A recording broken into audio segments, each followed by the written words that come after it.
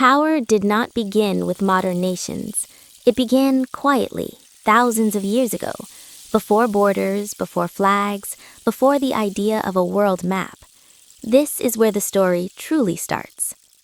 You are listening to Timeless History Audio. Part 1. When Power was First Born. Long before modern nations, humanity lived in small, fragile groups. People hunted, gathered, and survived day by day. There were no empires, no standing armies, no rulers controlling millions of lives. Power was personal, temporary, limited. Then, something changed. Human beings learned to control food. Agriculture allowed people to settle. Settlements became villages, villages became cities, and cities demanded order. With order came leadership. With leadership came authority, and with authority came the first form of true power. The earliest superpowers emerged around rivers, not by chance, but by necessity. Rivers provided water. Water created food. Food supported population. Population created labor. And labor, when organized, created control. This transformation first appeared in Mesopotamia. Between the Tigris and Euphrates rivers, humans built the world's earliest cities: Sumer, Akkad, Babylon. These were not simply places to live, they were systems. Systems of law, systems of taxation, systems of obedience. For the first time in history, power became centralized. The Akkadian Empire is often considered the world's first true empire. One ruler controlled many peoples. One army enforced order across vast lands. Languages spread, local identities weakened, resistance was crushed. For a brief moment, humanity believed it had mastered power, but power once expanded becomes difficult to hold. The Akkadian Empire did not fall because of a single enemy. It collapsed under the weight of drought, rebellion, and overextension. This pattern would repeat again and again throughout history. Rise, expansion, control, collapse. Along the Nile River, another superpower took shape: ancient Egypt.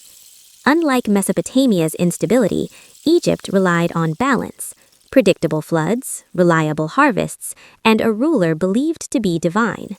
The pharaoh was not only a king, he was a god on earth. This belief created obedience. Obedience created stability. For thousands of years, Egypt endured. But no system lasts forever. As Egypt expanded, it faced foreign invasion, internal decay, and economic strain. Its monuments survived. Its dominance did not. Far to the east, another civilization flourished quietly: the Indus Valley Civilization. Advanced city planning, sophisticated drainage systems, wide trade networks. Yet no clear kings, no massive armies, no monuments to power. Its decline remains one of history's greatest unanswered questions. Not all superpowers fall through war. Some disappear silently. As centuries passed, humanity continued refining power. Assyria ruled through fear. Early China perfected bureaucracy. Persia mastered administration and tolerance. Each superpower believed it had solved the problem of collapse. History proved otherwise. Because the greatest enemy of power is not invasion, it is complexity. As empires grow, control weakens. As systems expand, loyalty fades. As wealth concentrates, inequality deepens. And slowly, the fall begins. This documentary explores how the world's first superpowers rose, ruled, and collapsed. Not to glorify them, not to condemn them, but to understand a pattern humanity still follows today. Power rises, power spreads, power falls. And history remembers. Part 2. Mesopotamia and the First Imperial Model. Mesopotamia is often called the cradle of civilization. But it was also the cradle of organized power. This land between the Tigris and Euphrates rivers was both fertile and dangerous. Floods were unpredictable. Droughts were common. Survival demanded cooperation. Small villages learned that working together meant living longer. But cooperation soon required leadership, and leadership demanded authority. At first, power belonged to priests. Temples controlled grain storage. Grain meant survival, and whoever controlled food controlled people. Over time, kings replaced priests. These kings did not rule by tradition. They ruled by force, law, and administration. The city of Sumer became a network of powerful city-states, each with its own ruler, each competing for land, water, and trade. Conflict was constant. From this chaos emerged something new, the Akkadian Empire. Around 2300 BCE, a ruler named Sargon of Akkad changed history. Instead of ruling one city, he conquered many. Instead of allowing local independence, he centralized power. This was revolutionary. For the first time, different peoples were forced to obey a single authority. Different languages existed under one rule. Different cultures were absorbed into one system. This was the first true imperial model. Sargon understood something crucial. Military power alone was not enough. He placed loyal governors in conquered cities. He standardized administration. He controlled trade routes. Power was no longer local. It was systemic. The Akkadian Empire expanded rapidly. But rapid expansion creates hidden weaknesses. Armies require resources. Resources require taxation.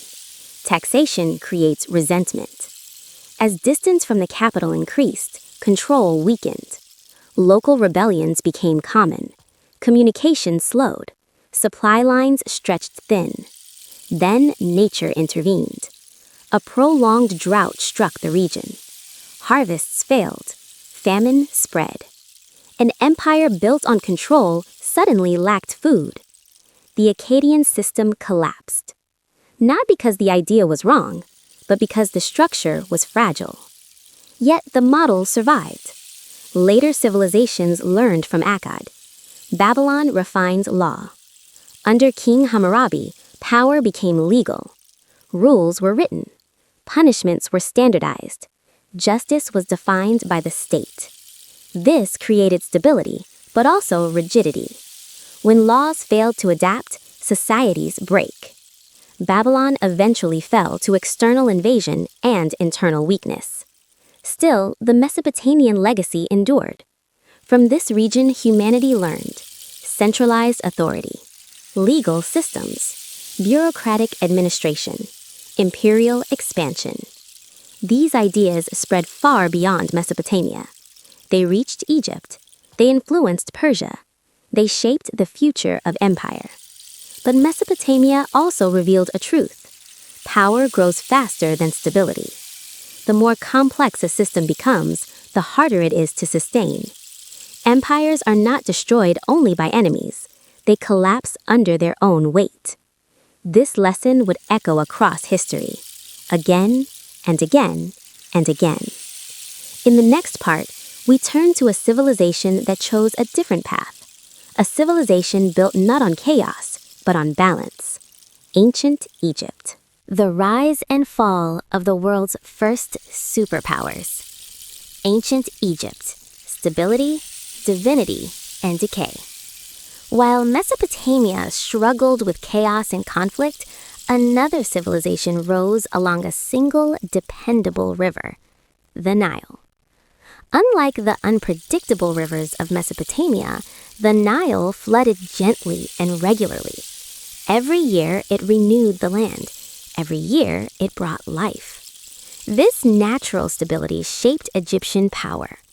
Food surplus was reliable, population grew steadily, society became orderly, and order allowed authority to become permanent.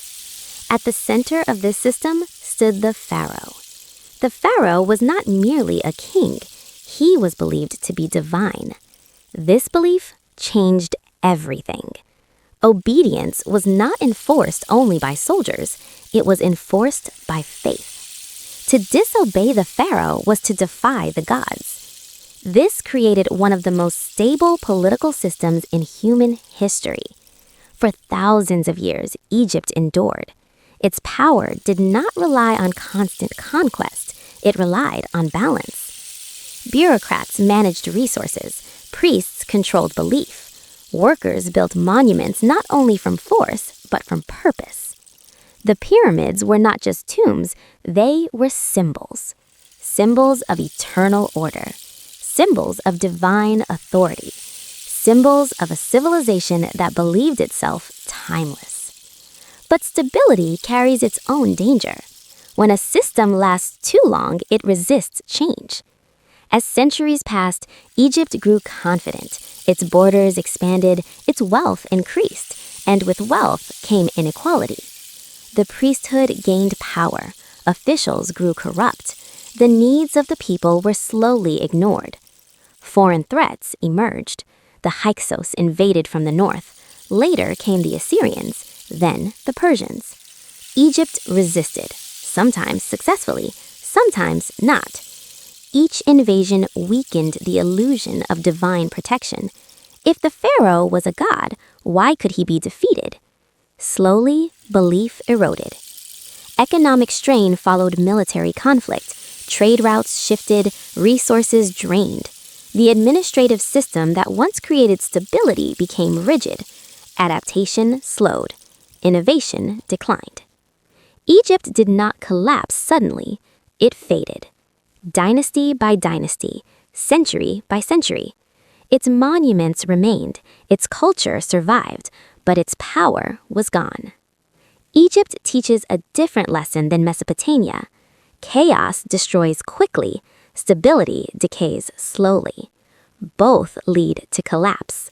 No matter how divine the ruler, no matter how eternal the empire appears, power, when it stops evolving, begins to die.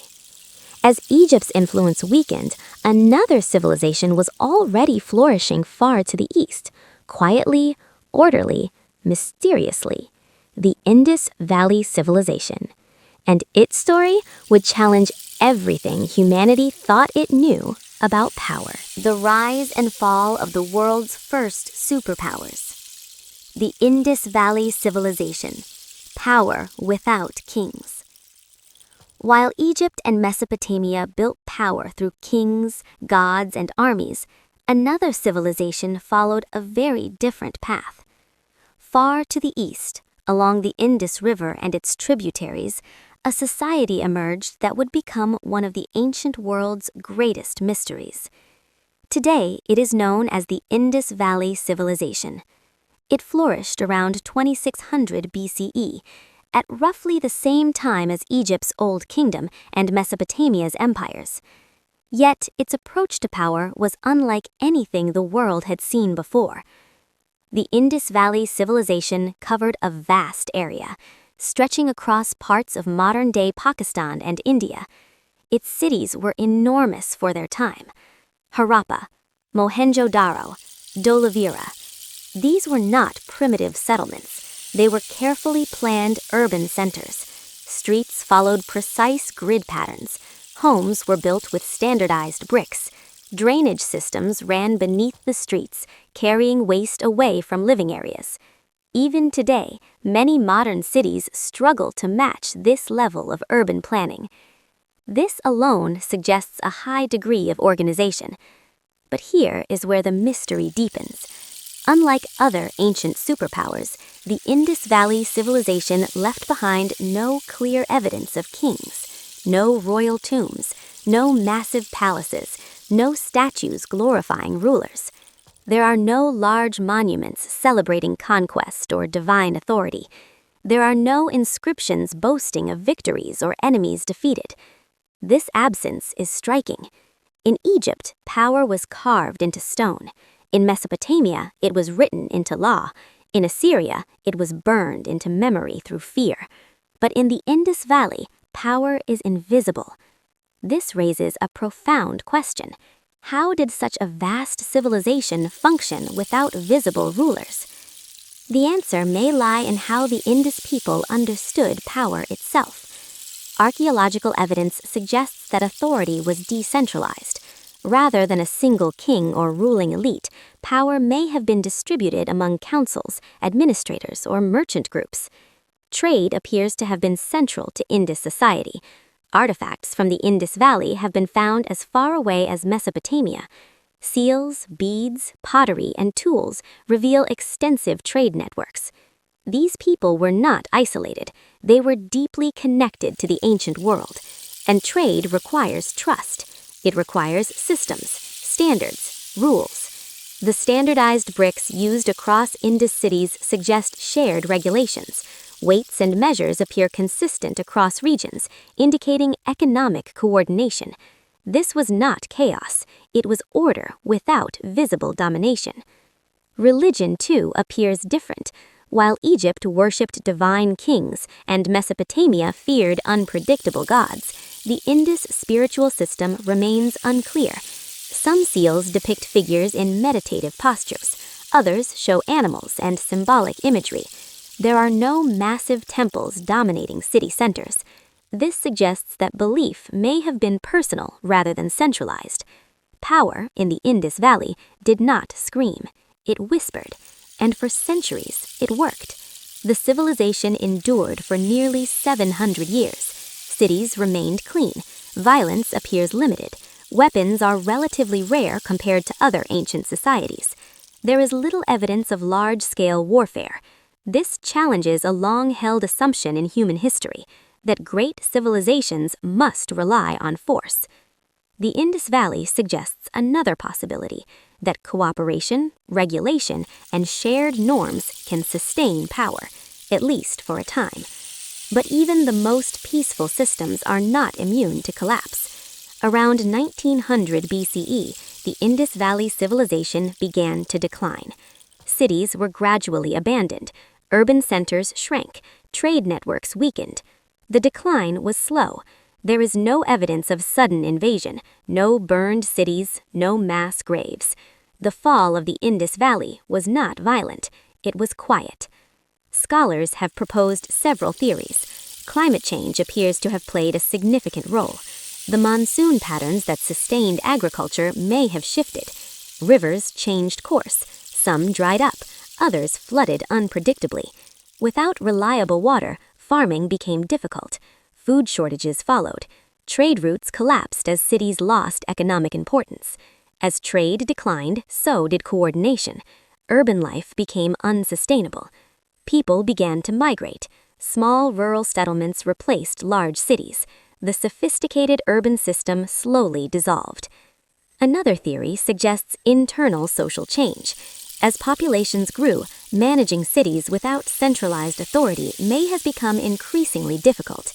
Decentralized systems are flexible, but they also depend on cooperation. When trust erodes, the system weakens. The Indus Valley may have faced this challenge. Without strong, centralized leadership, adapting to environmental stress may have been harder. Yet this interpretation must be careful. The absence of kings does not mean the absence of leadership. It means leadership took forms we may not fully understand. And this is perhaps the most important lesson of the Indus Valley civilization. Power does not always look the same. It does not always wear a crown. It does not always command armies. It does not always build monuments to itself. Sometimes power is embedded in systems, in infrastructure, in standards, in shared practices. The Indus Valley mastered this form of power. But systems, no matter how advanced, depend on conditions. When those conditions change, systems fail. Climate change, shifting rivers, economic disruption, these forces were beyond human control. The Indus Valley could not conquer nature. No civilization ever has. Its collapse reminds us that even the most peaceful and organized societies are vulnerable, not to enemies, but to the environment, to slow, invisible changes. Unlike Egypt, which faded over millennia, or Mesopotamia, which fell in cycles of conquest, the Indus Valley simply disappeared from history. Its script remains undeciphered, its political structure remains unknown, its beliefs remain partially hidden. And yet, its legacy is powerful. It challenges the idea that domination is the only path to greatness. It proves that civilization can thrive without constant war. It suggests that humanity once experimented with a different model of power, a quieter model. But history shows that quiet power, too, has limits. As the Indus Valley faded, the world did not become more peaceful. Instead, new empires emerged, stronger, harsher, and more aggressive. Empires that believed fear was more reliable than cooperation. The next civilization would embrace this belief completely. It would rule through terror, and it would leave a legacy written in blood. Assyria. The rise and fall of the world's first superpowers. Assyria, the empire built on fear. After the quiet disappearance of the Indus Valley civilization, the nature of power took a darker turn. In the ancient Near East, a new superpower emerged with a radically different philosophy. Assyria. Where earlier civilizations experimented with order, balance, or cooperation, Assyria chose fear, not as a side effect of power, but as its foundation. Assyria rose in a harsh land. Northern Mesopotamia was less fertile than the southern river valleys. Resources were limited. Survival was difficult. This environment shaped Assyrian thinking. To survive, one had to dominate. Early Assyrian society was militarized. Strength was admired. Violence was normalized. Expansion was seen not as ambition, but as necessity. By the 9th century BCE, Assyria had transformed into one of the most powerful empires the world had ever seen. Its armies were unmatched. They were professionally trained, well-equipped with iron weapons, highly disciplined. Assyria was among the first civilizations to fully exploit iron technology. Iron swords cut through bronze armor. Iron spearheads shattered shields. This technological advantage gave Assyria a deadly edge. But technology alone does not explain Assyrian dominance. Their true weapon was psychological terror. Assyrian kings understood something crucial. Tilling an enemy wins a battle. Breaking their spirit wins an empire. Assyrian records describe brutality in vivid detail. Cities that resisted were destroyed, their walls torn down, their populations slaughtered or enslaved. Survivors were deported across the empire. Entire communities were uprooted and scattered. This was not chaos, it was policy. The goal was clear. Resistance must feel pointless. Fear must travel faster than armies. Assyrian kings proudly carved these acts into stone reliefs. They showed prisoners being flayed alive, enemies impaled on stakes, cities burning. These images were not hidden, they were displayed publicly. Power in Assyria was meant to be seen and feared.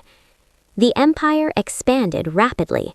From modern-day Iraq, Assyria spread across the Near East.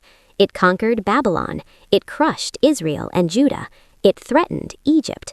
At its height, the Assyrian Empire controlled vast territories stretching from the Persian Gulf to the Mediterranean Sea.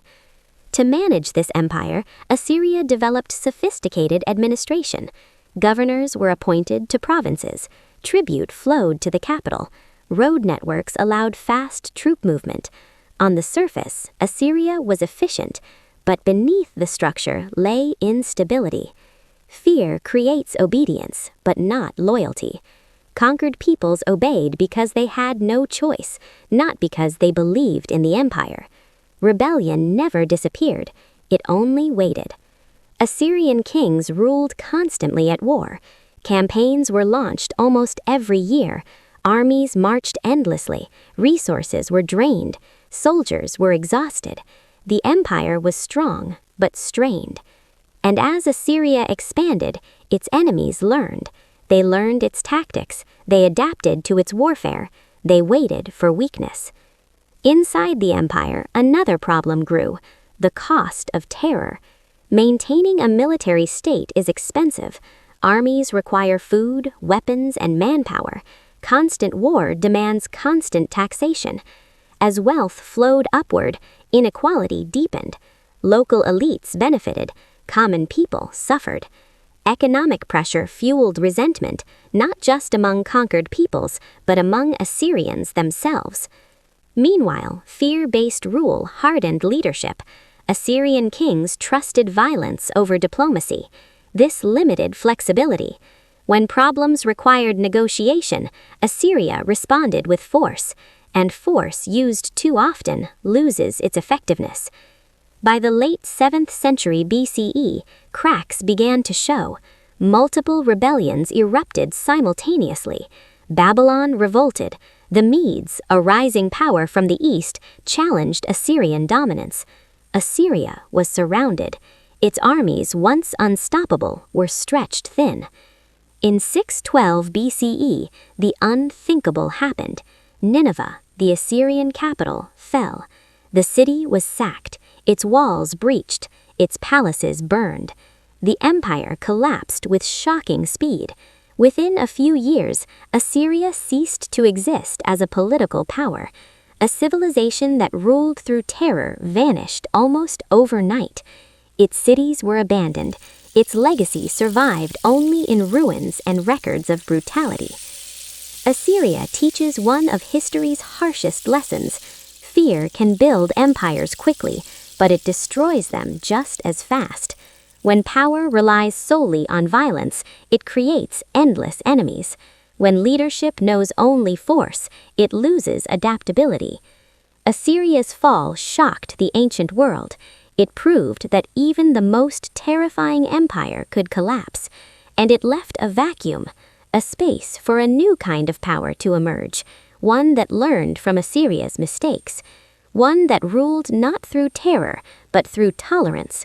The next superpower would be vast, highly organized, and remarkably humane for its time. Persia.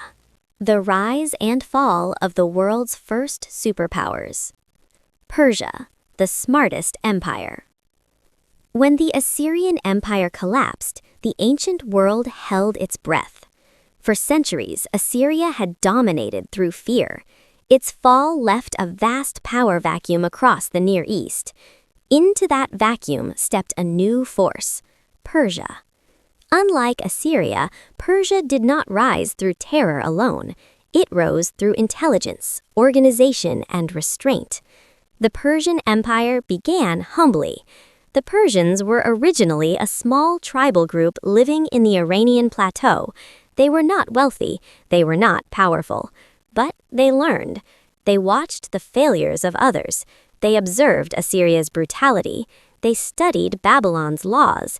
They understood Egypt's stability, and they combined these lessons into something new. The rise of Persia is inseparable from one man, Cyrus the Great. In the mid-6th century BCE, Cyrus unified the Persian tribes. Then he began to expand. But Cyrus did something radical. He did not rule as a conqueror, he ruled as a liberator. When Cyrus conquered Babylon in 539 BCE, he did not sack the city, he did not destroy temples, he did not massacre the population. Instead, he respected local customs, he allowed religious freedom, he returned displaced peoples to their homelands, he restored temples. This approach shocked the ancient world. For conquered peoples, Persian rule felt different, not gentle, but fair. Cyrus understood a truth Assyria never did.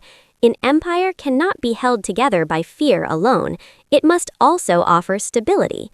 Under Cyrus and his successors, Persia expanded rapidly. It stretched from Central Asia to the Mediterranean Sea, from the Indus Valley to Egypt. It became the largest empire the world had ever known. Managing such vast territory required innovation. Persia perfected administration.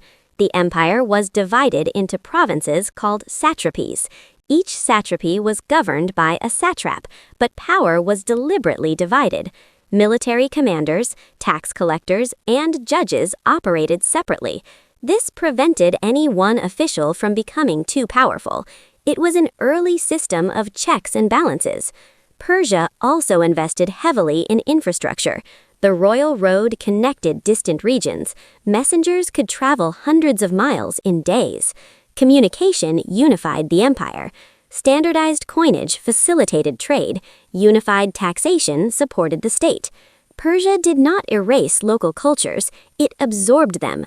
Local languages were allowed, local laws often remained in place, local elites were co-opted into the system.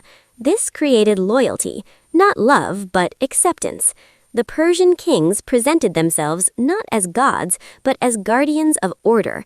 They ruled by divine favor, not divine identity. This subtle difference mattered. It allowed flexibility. Yet Persia was not without flaws. Its size was both its strength and its weakness. Distance made control difficult, rebellions still occurred, and maintaining the empire required enormous resources. Under Darius the Great, Persia reached its administrative peak. Taxes were standardized, law codes refined, census systems introduced. But bureaucracy, once established, tends to grow. Complex systems require constant maintenance. The Persian kings lived in luxury, the court became isolated from ordinary life, and as generations passed, leadership quality declined. The empire faced external challenges. Greek city-states resisted Persian expansion in the west. Though Persia was vastly larger, it struggled to subdue them completely. The Persian military, designed for scale, lacked the flexibility of Greek hoplites. This revealed a critical weakness. Large empires often struggle against smaller, more adaptive forces. Internally, corruption crept in. Satraps abused power. Tax burdens increased. Local resentment grew. The tolerance that once created loyalty slowly weakened. By the time of Darius III, Persia was vulnerable. Then came Alexander of Macedon. Alexander did not defeat Persia because Persia was weak. He defeated it because Persia was rigid. The empire could not adapt quickly enough. Its vast armies moved slowly. Its command structure was inflexible. Alexander struck decisively. Battle by battle, the Persian system collapsed. In 330 BCE, the Persian Empire fell, not in chaos, but in surrender. Yet Persia's legacy outlived its fall. Its administrative systems influenced future empires. Its concept of tolerance reshaped governance. Its roads and communication networks set standards. Rome would learn from Persia. So would Islamic caliphates. So would modern states. Persia teaches one of history's most important lessons. Power does not need cruelty to succeed. Intelligence, organization, and respect can build something far stronger. But even the smartest empire is not immune to collapse. Complexity eventually overwhelms control, and no system can survive poor leadership forever. As Persia faded, power continued to evolve. In the East, another civilization was perfecting a different kind of empire, one not built on conquest alone, but on bureaucracy, philosophy, and order: China. The rise and fall of the world's first superpowers. Early China, power through order and bureaucracy. While Persia ruled through tolerance and administration across vast lands, another civilization was developing a very different model of power far to the east: China. Unlike the empires of the Near East, early Chinese civilization evolved in relative isolation. This isolation shaped its understanding of power. Chinese rulers were less concerned with conquering distant lands and more focused on controlling society itself.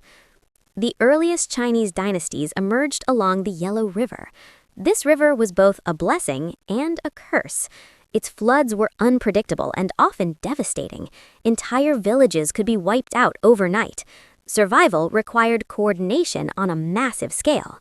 Flood control, irrigation, agricultural planning, these challenges demanded organization, and organization demanded authority. The Shang dynasty, one of China's earliest recorded dynasties, ruled through a combination of military strength, ritual, and belief. Kings were not gods, but intermediaries between heaven and earth. They communicated with ancestors. They interpreted divine will through oracle bones. This belief system legitimized power. Obedience was framed not as submission to a ruler, but as alignment with cosmic order. Yet, Shang power was limited. It relied heavily on kinship networks and warfare. As territory expanded, this system proved insufficient. The Zhou dynasty replaced the Shang around 1046 BCE. But the Zhou did something revolutionary. They introduced the concept of the mandate of heaven. This idea reshaped the philosophy of power. According to the mandate of heaven, rulers were chosen by heaven itself. But this mandate was conditional. If a ruler became unjust, corrupt, or incompetent, heaven would withdraw its support. Natural disasters, famine, rebellion, these were interpreted as signs that the ruler had lost legitimacy. This concept had profound consequences. For the first time, power was morally conditional. Rebellion was no longer always illegitimate. If a dynasty failed its people, it deserved to fall. This idea created stability, but also accountability. The Zhou initially ruled through a feudal system. Local lords governed territories in exchange for loyalty. At first, this worked, but over time, local rulers grew powerful. They built their own armies. They ignored the central authority. China entered a long period of fragmentation, the Spring and Autumn period, then the Warring States period. These centuries were marked by near constant warfare. States fought relentlessly for survival. Millions died. But from this chaos emerged innovation. Warfare forced efficiency.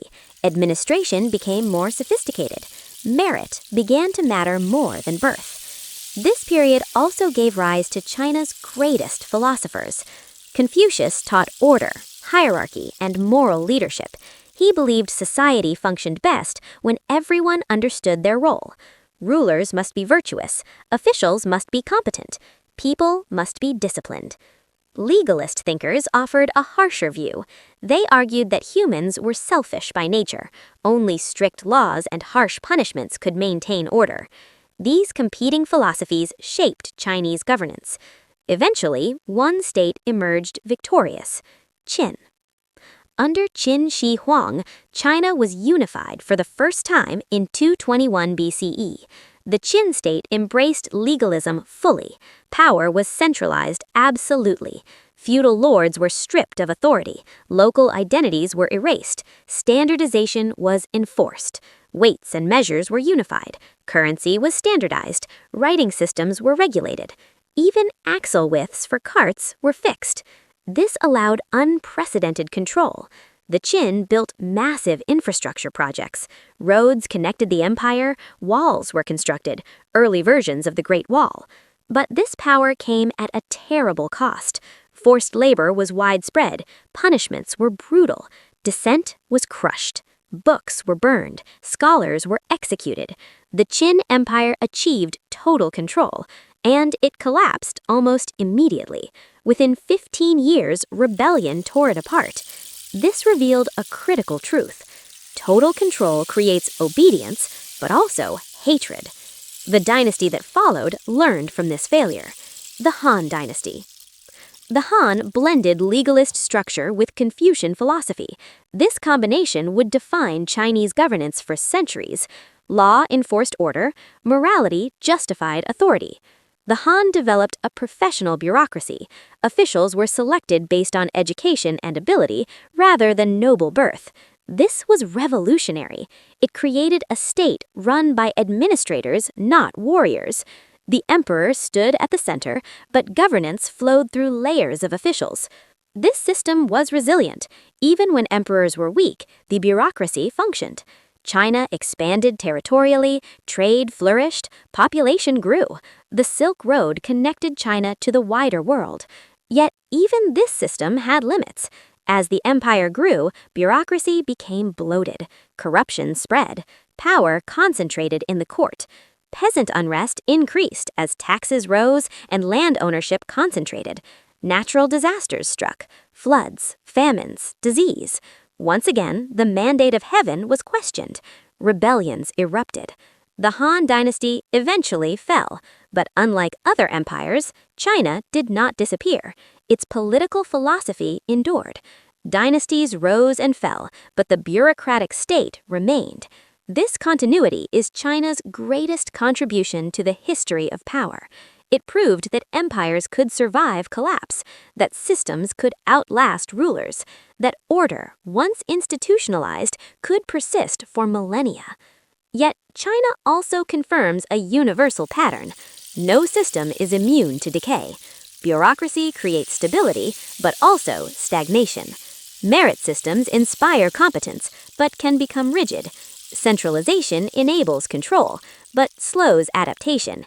Even the most sophisticated empire eventually faces collapse. As China refined bureaucratic power in the East, the world elsewhere moved toward a familiar pattern: expansion, overreach, decline. In the next part, we step back from individual civilizations. We examine the shared pattern that doomed them all, the moment when expansion becomes failure. The rise and fall of the world's first superpowers. Why expansion always fails. Every great superpower believes expansion is strength. Territory means resources. Resources mean wealth. Wealth means security. At least that is the illusion. From Mesopotamia to Egypt, from Assyria to Persia, from early China to every empire that followed, expansion appeared to be the natural path forward. To stop expanding was to invite weakness. To expand was to survive. But history tells a different story. Expansion is not the solution to insecurity. It is its beginning. In the earliest stages of empire, expansion feels effortless. Victories come quickly. Enemies are unprepared. Resources flow inward. The ruling elites celebrate success. The people believe in destiny. This is the honeymoon phase of power. But expansion always carries hidden costs. The first cost is distance. As empires grow, their borders move farther from the center. Orders take longer to arrive. Information becomes distorted. Local commanders gain autonomy. Control weakens quietly. No empire collapses because it grows too large overnight. It collapses because it grows too large slowly, until it cannot feel its own edges. The second cost is diversity. Expansion brings new peoples, languages, beliefs, and traditions. At first, this diversity enriches the empire. Trade increases, ideas spread, culture deepens. But diversity also complicates rule. Laws that work in one region fail in another. Customs clash. Local identities resist central authority. Empires respond in one of two ways. Some attempt tolerance, like Persia. Others impose uniformity, like Assyria or Qin China. Both approaches carry risk. Tolerance can weaken cohesion. Uniformity breeds resentment. There is no perfect solution. The third cost is administration. Small states can rule through personal relationships. Large empires cannot. They require bureaucracy, records, taxes, officials, courts, messengers. Bureaucracy brings order, but also delay. Decisions slow, responsibility diffuses. Corruption finds shelter in complexity. The larger the empire, the harder it is to know what is truly happening. By the time a problem reaches the capital, it is often too late. The fourth cost is the military. Expansion requires armies. Armies require constant funding, constant training, constant loyalty. As borders expand, armies must be stationed farther away. Supply lines stretch. Soldiers become disconnected from the people they serve. Military leaders gain power and ambition. Many empires fall not to foreign enemies, but to their own generals. Rome would learn this lesson later, but the pattern begins early. The fifth cost is economics. Expansion promises wealth, but wealth does not distribute itself equally. Resources flow toward the center. Elites benefit first. Common people pay the price. Taxes rise. Labor is extracted. Local economies suffer. Over time, inequality deepens. The people who produce the empire's wealth feel increasingly alienated from it. Resentment grows quietly. Rebellions rarely begin with ideology. They begin with exhaustion. The sixth cost is psychology. Expansion changes how rulers think. Early leaders are cautious. They listen. They adapt. Later rulers inherit power. They assume success is inevitable. Failure becomes unthinkable. Criticism is silenced. Warnings are ignored. Empires do not collapse because leaders lack intelligence. They collapse because leaders stop listening. This psychological shift is fatal. When expansion slows, as it always does, empires face a crisis. They were built to grow. They do not know how to stop. At this moment, every empire faces the same choice: reform or force. Reform requires humility. Force requires confidence. Most choose force. They raise taxes. They conscript more soldiers. They suppress dissent. Short-term stability is achieved.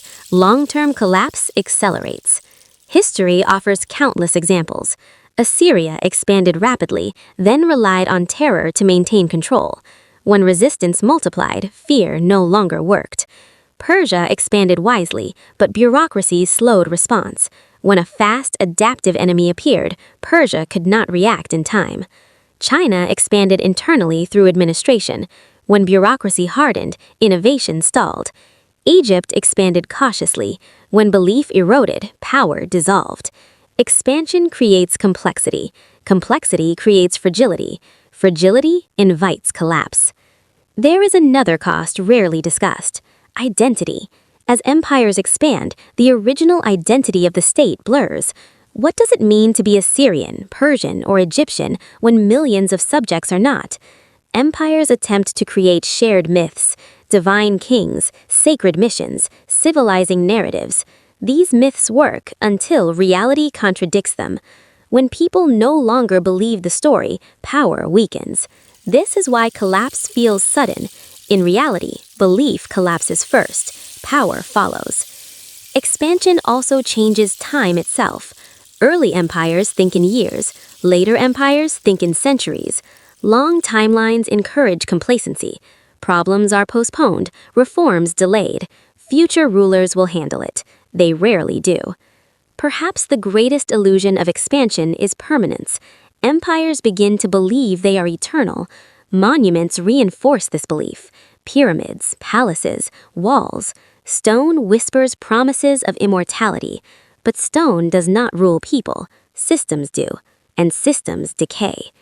Expansion is not evil, it is natural. But unchecked expansion transforms strength into weakness. The lesson is not that empires should never grow. It is that growth must be balanced with adaptation. History shows that adaptation is rare. Power resists change. Those who benefit most from the system fear reform. By the time reform becomes unavoidable, it is usually impossible. Collapse does not announce itself. It arrives quietly, through administrative failure, economic strain, loss of belief, overstretched control. Empires fall long before their capitals burn. Fire is only the final symbol.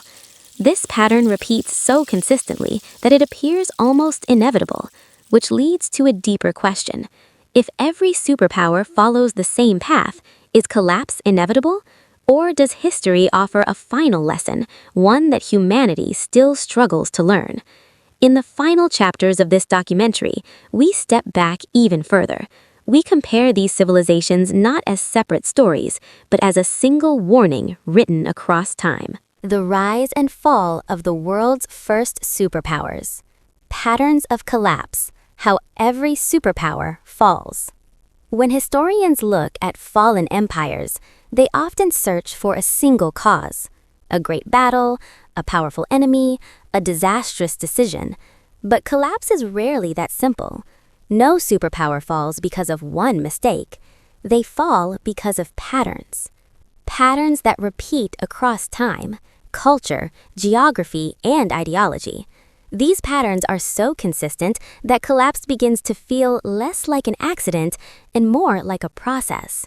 The first pattern is overconfidence. Every superpower begins with caution. Early rulers are alert. They know their position is fragile. They listen to advisors. They adapt quickly. Success changes this mindset. Victories accumulate. Borders expand. Enemies fall. Slowly, caution transforms into certainty. Rulers begin to believe their power is natural, inevitable. chosen. This belief alters decision-making. Risks are underestimated, warnings are dismissed, criticism is silenced. Overconfidence does not feel dangerous, it feels justified. The second pattern is institutional decay. In the early phase of empire, institutions serve the state. Administration is lean, officials are accountable, systems are flexible. As time passes, institutions begin to serve themselves. Bureaucracy grows thicker, rules multiply, responsibility becomes unclear. Positions are inherited rather than earned. Loyalty replaces competence. Efficiency declines quietly. By the time collapse approaches, institutions still exist, but no longer function. The third pattern is elite isolation. As wealth and power concentrate, ruling elites drift away from ordinary life. They live in palaces. They speak a different language. They obey different laws. This separation distorts perception. Problems affecting common people feel distant. Suffering becomes abstract. Policies are designed to protect elite comfort, not public stability. Resentment grows. Empires rarely fall because the people suddenly become rebellious. They fall because people stop believing the empire serves them. The fourth pattern is economic imbalance. Early empires distribute rewards widely. Expansion creates opportunity. Trade flourishes. Living standards rise. Over time, wealth pools at the top. Land concentrates in fewer hands. Taxes increase. Debt spreads. The economic system becomes extractive. The state takes more than it gives. When crises emerge, famine, disaster, war, the people have no reserves. Economic fragility becomes political instability. The fifth pattern is moral erosion. In early stages, power is justified through shared values: order, justice, protection, prosperity. As empires age, these ideals become symbolic rather than real. Laws exist, but fairness declines. Institutions remain, but corruption spreads. The state enforces obedience, not trust. Once moral legitimacy erodes, power relies increasingly on coercion, and coercion is expensive. The sixth pattern is militarization. Empires expand through force. They maintain control through force. Over time, the military becomes central to governance. Resources shift toward defense. Soldiers gain political influence. Civil authority weakens. This creates instability. Military leaders become rivals. Coups become possible. Loyalty fractures. Ironically, the tool that built the empire accelerates its collapse. The seventh pattern is loss of adaptability. Early superpowers innovate constantly. They experiment. They borrow ideas. They learn from others. Later empires defend tradition. Change feels threatening. Reforms are delayed. New ideas are resisted. The system becomes rigid. When new challenges arise, climate shifts, technological changes, new enemies, the empire cannot respond quickly enough. Adaptation requires humility. Empires rarely have it. The eighth pattern is environmental strain. Ancient superpowers depended heavily on stable climates. Agriculture sustained populations. Rivers sustained agriculture. When environmental conditions shifted, droughts, floods, soil exhaustion, systems faltered. Empires often ignored these warning signs. They built monuments instead of resilience. When nature changed, society paid the price. The ninth pattern is narrative collapse. Every empire tells a story about itself, a divine mission, a civilizing purpose, a promise of order. This story unites people. When reality contradicts the story, belief weakens. When belief weakens, obedience fades. Collapse often begins in the mind before it reaches the streets. The final pattern is simultaneity. No single failure destroys an empire. Collapse occurs when multiple weaknesses align: economic stress, political instability, military pressure, environmental shock. One problem might be manageable. Many at once are fatal. This is why collapse feels sudden. In truth, it has been forming for generations. Consider the empires we have explored. Mesopotamia fell repeatedly due to environmental stress and fragmentation. Egypt faded as belief and adaptability declined. The Indus Valley dissolved quietly under environmental change. Assyria collapsed under the weight of its own terror. Persia fell to rigidity and external pressure. Early China endured collapse, but preserved its system through continuity. Different paths, same patterns. This raises an uncomfortable truth. Collapse is not a failure of intelligence. It is a failure of restraint. Superpowers know these dangers. They have seen others fall. Yet they believe themselves different, special, exempt. This belief is the final illusion of power. History does not punish empires. It simply outlasts them. Stones remain, names fade. What survives are patterns, and those patterns repeat because human nature repeats. Ambition, fear, pride, short-term thinking. These forces are timeless, which leads us to the final question. If collapse is so predictable, why does humanity continue to repeat it? And what is the final lesson hidden within the rise and fall of the world's first superpowers? That answer lies in the final part. The rise and fall of the world's first superpowers. The final lesson of the first superpowers. When the first superpowers rose, humanity believed it had discovered permanence. Stone cities replaced fragile villages. Laws replaced memory. Armies replaced chance. For the first time, humans felt larger than nature. They believed they had mastered uncertainty. But history, quietly and patiently, was preparing its lesson. Across continents and centuries, the world's first superpowers followed different paths. Some ruled through law, some through faith, some through terror, some through tolerance, some through bureaucracy, some through cooperation. Their cultures differed, their gods differed, their languages differed, but their endings shared something profound. None of them escaped decline. This is not coincidence. It is pattern. The final lesson of the first superpowers is not about failure. It is about limits. Human societies can organize on a massive scale. They can control land, labor, belief, and violence. They can create beauty, knowledge, and order. But they cannot escape the consequences of their own complexity. Every superpower solves one problem and creates another. To protect food, they build administration. Administration creates bureaucracy. Bureaucracy creates distance. To ensure security, they build armies. Armies require resources. Resources demand extraction. To unify diverse peoples, they create ideology. Ideology hardens into dogma. Dogma resists reality. Power accumulates, and accumulation always carries weight. At first, this weight feels manageable. Systems compensate, institutions adapt, rulers reform. But over time, the burden grows heavier, and eventually something gives way. The first superpowers teach us that collapse is not always dramatic. Sometimes it is loud.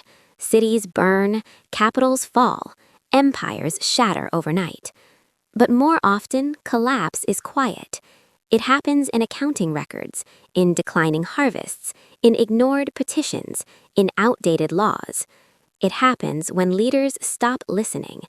It happens when systems prioritize survival over service.